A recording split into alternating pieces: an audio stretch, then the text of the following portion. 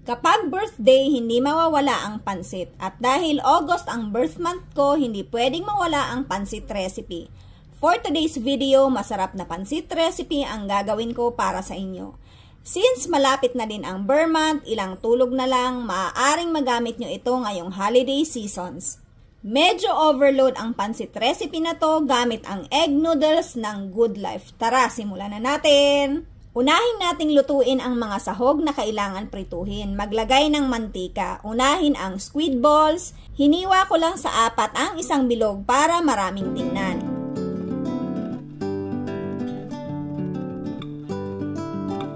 Isunod ang kikiam. Same din, hiniwa ko lang ng 5 to 6 pieces ang isang malaking kikiam. Hanguin kapag medyo golden brown na.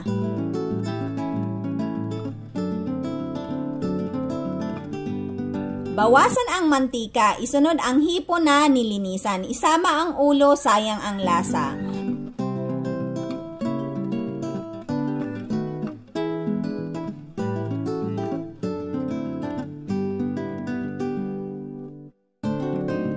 Maglagay ng kaunting mantika. Isunod ang atay ng baboy. Pwedeng manok kung meron kayo. Huwag overcook para hindi makunat.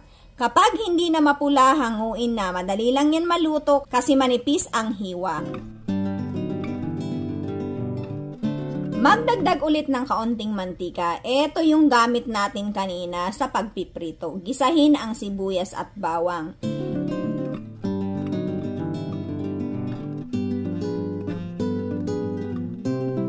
Isunod ang marinated sliced pork. Binabad ko na to kanina kasabay ng pork liver para malasa talaga. Mag-add ng pork cube, mag-add din ng soy sauce at oyster sauce. Pwede kayong mag-add ng paminta, pero dahil may paminta na ang marinated meat, di na ako naglagay. Maglagay ng kaunting tubig at haluin lang. Takpan at palalambutin natin ang karne. Medyo may sauce pa to, sakto yan. Add nyo na ang carrots at Baguio beans.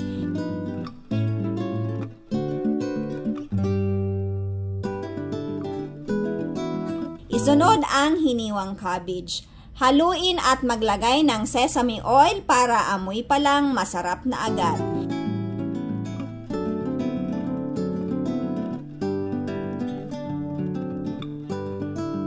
Ilipat agad sa isang bowl at lulutuin natin ang egg noodles.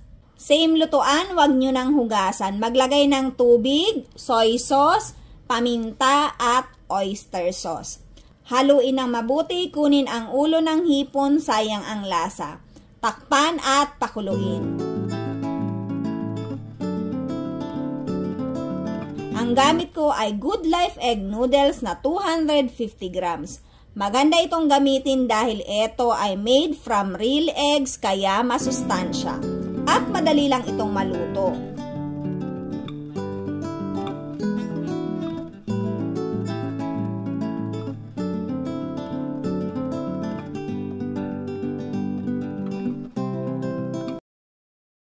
Available lang ang Good Life egg noodles sa mga groceries at sa kanilang official store.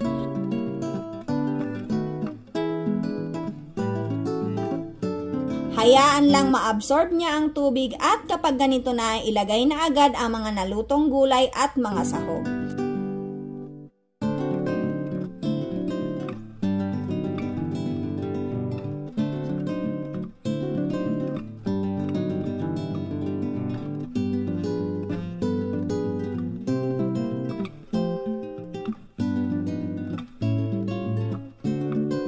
Ang tawag dito ng asawa ko, sahog na may pansit. Haluin nyo lang ng maayos at garnish nyo ng spring onion. Lagyan ng kalamansi kung mahilig kayo maglagay ng kalamansi sa pansit. Meron na kayong egg noodles overload. Try this recipe, pwede ngayong paparating na holidays.